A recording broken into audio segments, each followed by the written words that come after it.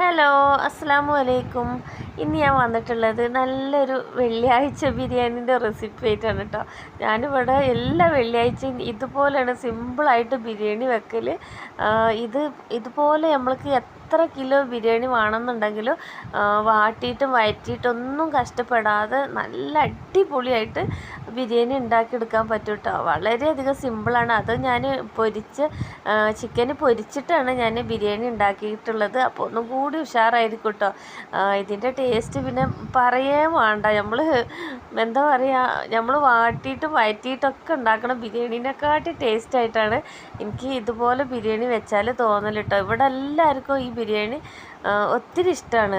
പിന്നെ എല്ലാവർക്കും കേട്ടോ. ഞാൻ ഈ ബിരിയാണി ഉണ്ടാക്കി കൊടുത്തവർക്കൊക്കെ ഒരുപാട് നല്ല അഭിപ്രായങ്ങൾ കിട്ടിയിട്ടുള്ള ഒരു ബിരിയാണീൻ്റെ റെസിപ്പിയാണ് ഇട്ടത്. അപ്പോൾ ഇതാ ഞാൻ ഉച്ചക്കൊക്കെ ഇങ്ങനെയാണ് ബിരിയാണി ഉണ്ടാക്കിയിരിക്കുന്നത്. ചിക്കൻ പൊരിച്ചിട്ട് തന്നെയാണ് വെച്ചിരിക്കുന്നത്. പിന്നെ അതിൻ്റെ കൂടെ ചിക്കൻ പീസും ഉണ്ട്, നല്ലൊരു മുളകച്ചാറും ഉണ്ട്, പിന്നെ കുറച്ച് കച്ചമ്പറും ഉണ്ടാക്കിയിട്ടുണ്ട് കേട്ടോ. ഇത്രയാണ് നമുക്ക് ഇന്ന് ഉച്ചക്കൊക്കെ ഉള്ള വിശേഷം. ഇത് ഇന്നത്തെ വീഡിയോ തന്നെയാണ് കേട്ടോ, ഇന്ന് ഉണ്ടാക്കിയതാണ്. അപ്പോൾ ഞാൻ വീഡിയോയിലേക്ക് പോവുകയാണ് കേട്ടോ. അപ്പോൾ എല്ലാവരും സ്കിപ്പ് ചെയ്യാതെ കാണുക. അപ്പോൾ അതിന് വേണ്ടിയിട്ട് ഞാനിതാ 1 കിലോ ബിരിയാണീൻ്റെ റെസിപ്പിയാണ് കേട്ടോ ഞാൻ പറയണത്. 4 സവാള എടുത്തുക്കണം കേട്ടോ. അത് ഞാൻ ചെറുതാക്കിയിട്ടൊന്നുമല്ല വെട്ടിയെടുത്തുക്കണത്, വലിയ കഷ്ണങ്ങളാക്കിയിട്ട് തന്നെയാണ് ഞാൻ അരിഞ്ഞെടുത്തുക്കണത്. പിന്നെ എരിവിന് ആവശ്യമായിട്ടുള്ള പച്ചമുളക് അത് കീറിയിട്ടൊന്നുമില്ല കേട്ടോ, അതുപോലെ ഞാൻ ഇട്ട് കൊടുത്തിട്ടുള്ളത്. 4 പച്ചമുളകാണ് എടുത്തിട്ടുള്ളത്. അതേമാതിരി നല്ല പഴുത്തിട്ടുള്ള 4 തക്കാളി എടുത്തിട്ടുണ്ട്. ഒരു മീഡിയം സൈസ് തക്കാളിയാണ് കേട്ടോ, വലിയ തക്കാളി ഒന്നല്ല, ഒരു മീഡിയം സൈസ് തക്കാളി, 4 തക്കാളി. പിന്നെ അതിക്ക് ആവശ്യത്തിനുള്ള ഉപ്പ് ഇട്ട് കൊടുത്തിട്ട് നല്ലോണം ഒന്ന് ഇളക്കി കൊടുക്കുക. ഇതിന് വെള്ളമോ വെളിച്ചെണ്ണയോ ഓയിലോ ഒന്നും ഒഴിച്ച് കൊടുക്കേണ്ട ആവശ്യമില്ല. അതേമാതിരി നമ്മൾ അടച്ചിട്ട് അടുപ്പത്ത് വെച്ചിട്ട് 4 വിസിൽ ഞാൻ കേൾപ്പിച്ചിരിക്കണം കേട്ടോ.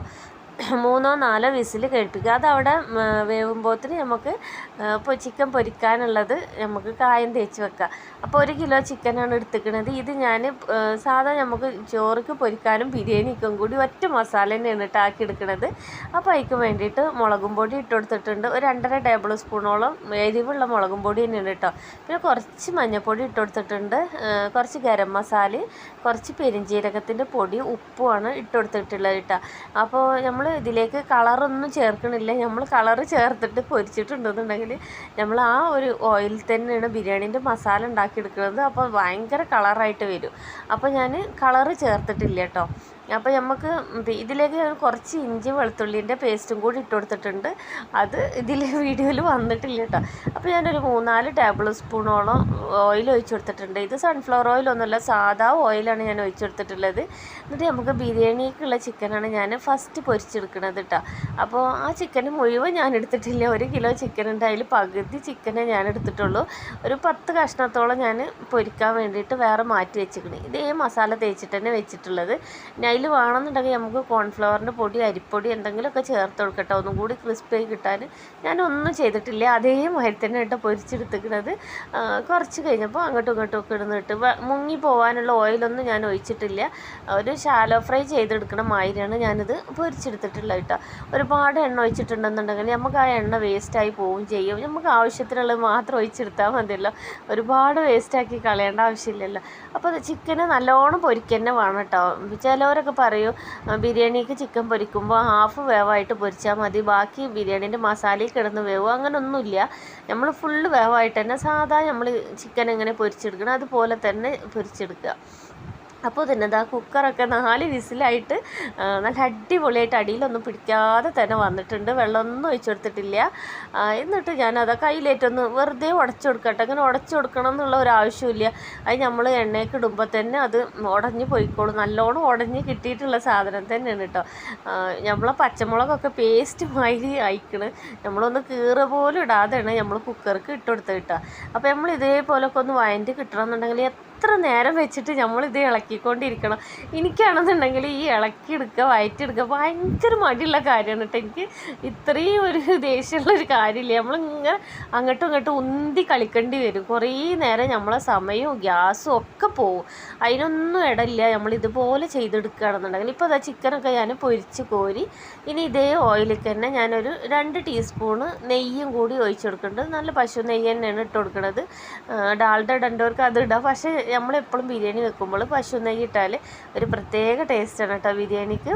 ഇനി നമ്മൾ കുക്കറിൽ നമ്മൾ അടിച്ച് വെച്ചിട്ടുള്ള ഉള്ളിയും തക്കാളിയും പച്ചമുളകും കൂടി ഇതിലേക്ക് ഇട്ട് കൊടുക്കുന്നുണ്ട് കേട്ടോ. അപ്പോൾ നമ്മൾ ഇത് ഇത്രയും ഓയിലാണെന്ന് നിങ്ങൾ കരുതണ്ട കേട്ടോ. പക്ഷെ അത് നമ്മൾ ഉള്ളി പിന്നെ എന്താ പറയുക വയറ്റി കുക്കറിൽ അതിൻ്റെ അടിയിൽ കുറച്ച് വെള്ളം ഉണ്ടായിരുന്നു, സവാളയിൽ നിന്നും തക്കാളിയിൽ നിന്നും ഊറി വന്ന വെള്ളം അതും കൂടി ഇതിലുണ്ട് കേട്ടോ. അത് ഒഴിവാക്കരുത് നമ്മൾ. അത് ഇതിലേക്ക് ഒഴിച്ചു കൊടുക്കുമ്പോൾ അതും കൂടി കൂടിയിട്ട് തന്നെ ഒഴിച്ചു കൊടുക്കുക.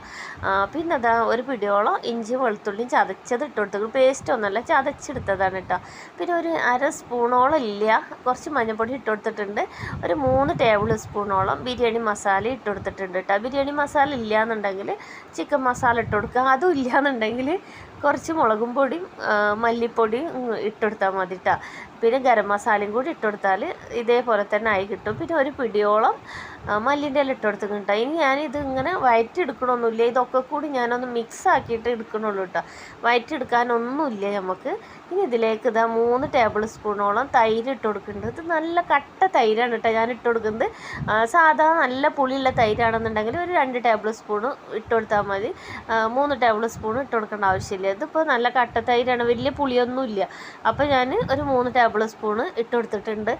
ഇപ്പം തന്നെ നമ്മൾ ബിരിയാണീൻ്റെ മസാല റെഡിയായി കഴിഞ്ഞിട്ടോ. നല്ല മണമായിക്കാരട്ടോ വരൽ. ഈ ഒരു ടൈമിലൊക്കെ നമ്മൾ കുറേ ദൂരത്തേക്ക് നമുക്ക് ഇതിൻ്റെ മണം കേൾക്കും. മക്കളൊക്കെ സ്കൂളിൽ തരുമ്പോൾ ആദ്യമേ ചോദിക്കും ഇന്ന് ഇവിടെ ബിരിയാണി അല്ലേ എന്ന് ചോദിക്കും. അത്രയ്ക്ക് മണം കിട്ടും. പിന്നെ ഇതിൽ നോക്കിയപ്പോൾ കുറച്ച് ഉപ്പിൻ്റെ കുറവുണ്ടായിരുന്നു, അപ്പോൾ അതും കൂടി ഇട്ട് കൊടുത്തിട്ടുണ്ട് കേട്ടോ.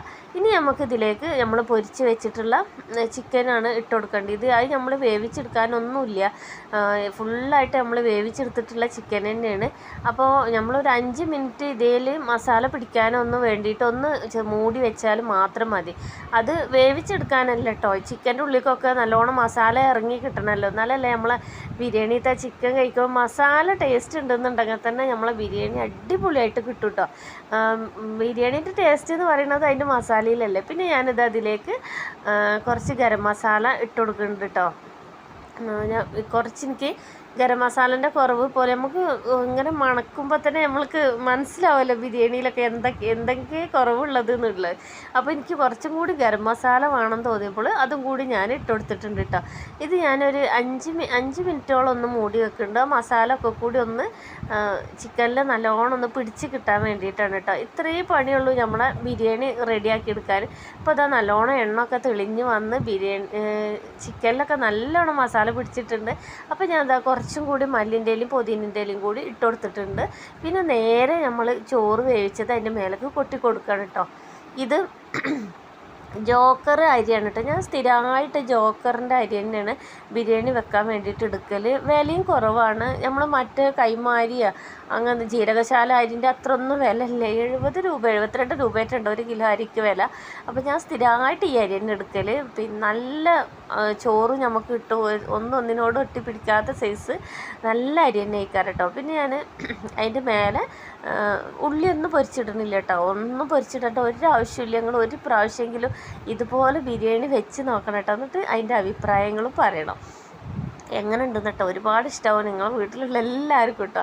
നമുക്ക് നേരം വൈകി നേരത്തൊക്കെ പെട്ടെന്ന് ഉണ്ടാക്കാനും പറ്റും. അപ്പോൾ ഞാൻ അതിൻ്റെ മേലെ കുറച്ച് 1 ടീസ്പൂൺ നെയ്യും കൂടി എല്ലായിടത്തും ഒന്ന് തൂവി കൊടുത്തിട്ടുണ്ട്. കുറച്ച് ഗരം മസാല ഇട്ടിട്ട് ഒരു 5 മിനിറ്റ് ദമ്മിലും ഇട്ട് വെച്ചിട്ട് അത്രയും ഞാൻ ഇട്ട് വെച്ചിട്ടുള്ളൂ. ലോ ഫ്ലെയിമിലാക്കിയിട്ട് ഒന്നവിടെ വെച്ചതാണ്.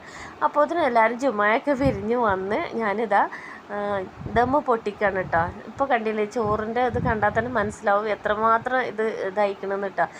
ഒട്ടിപ്പിടിക്കുക കുഴഞ്ഞു പോവുക ഒന്നും ചെയ്തിട്ടില്ല കേട്ടോ. ഞാൻ ചെറുനാരങ്ങ നീര് ഉറ്റിച്ചിട്ടില്ല, എൻ്റെ ഒക്കെ ചെറുനാരങ്ങ ഒന്നും ഇല്ലായിരുന്നു. അപ്പോൾ ഞാൻ കുറച്ച് വിനാഗിരി സുർക്ക ചോറ് തിളക്കുമ്പോൾ ഒന്ന് ഉറ്റിച്ച് കൊടുത്തിട്ട് 1 ടീസ്പൂണോളം അത്രയും ഉറ്റിച്ച് കൊടുത്തിട്ടുള്ളൂ. നല്ല അടിപൊളിയായിട്ട് ബിരിയാണി റെഡി ആയി കിട്ടിയിരിക്കുന്നു കേട്ടോ. അപ്പോൾ നമ്മളെ ചാനൽ പുതുതായിട്ട് വന്ന കൂട്ടുകാരുണ്ടെന്നുണ്ടെങ്കിൽ, സബ്സ്ക്രൈബ് ചെയ്യാതെ കാണുന്ന കൂട്ടുകാരുണ്ടെന്നുണ്ടെങ്കിൽ ഒന്ന് സബ്സ്ക്രൈബ് ചെയ്തിട്ട് ബെൽ ബട്ടണും കൂടി ഓൾ പ്രസ്സാക്കിയിട്ട് ഒന്ന് സപ്പോർട്ട് ചെയ്യുക കേട്ടോ. പിന്നെ എല്ലാവരും ഒന്ന് ലൈക്ക് ചെയ്യാൻ മറക്കരുത്. നിങ്ങളെ ലൈക്കും കമൻറ്റും ഒക്കെ ഉണ്ടെന്നുണ്ടെങ്കിൽ നമുക്ക് മുന്നോട്ട് പോകാൻ കഴിയുള്ളൂ കേട്ടോ. അപ്പോൾ എല്ലാവരും ചെയ്യുമെന്ന് എനിക്ക് ഒരുപാട് ഉറപ്പാണ്. അപ്പോൾ നിങ്ങളെ ഫ്രണ്ട്സിനും ഫാമിലിക്കും എല്ലാവർക്കും ഒന്ന് ഷെയർ ചെയ്ത് കൊടുത്തോളൂ കേട്ടോ. ഇത്രയും ഈസി ആയിട്ടുള്ള ബിരിയാണീൻ്റെ റെസിപ്പി അല്ലേ. അപ്പോൾ കണ്ടില്ലേ, കണ്ടാൽ തന്നെ അറിയില്ല നല്ല ടേസ്റ്റുള്ള ബിരിയാണിയാണെന്നുള്ളത്. അപ്പോൾ അതേ മസാലയിൽ തന്നെ പൊരിച്ചെടുത്തിട്ടുള്ള ചിക്കനാണ് കേട്ടോ ഇത്. വേറെ ഒന്നും അതിൽ ചേർത്തിട്ടില്ലായിരുന്നു. പിന്നെ നല്ലൊരു മുളകച്ചാറ് ഞാൻ ഉണ്ടാക്കിയിട്ടുണ്ട്, കച്ചമ്പറും ഉണ്ടാക്കിയിട്ടുണ്ട് കേട്ടോ. അപ്പോൾ നമ്മളെ വീഡിയോ ഇന്ന് ഇത്രയൊക്കെ തന്നെ ഉള്ളൂ കേട്ടോ. അപ്പോൾ ഞാൻ ഇനിയും പുതിയ നല്ല ഈസി റെസിപ്പി ആയിട്ട് വരുന്നുണ്ട്. അപ്പോൾ എല്ലാ കൂട്ടുകാർക്കും ഒരുപാട് സ്നേഹത്തോടെ നിങ്ങളെ സ്വന്തം നൂറ.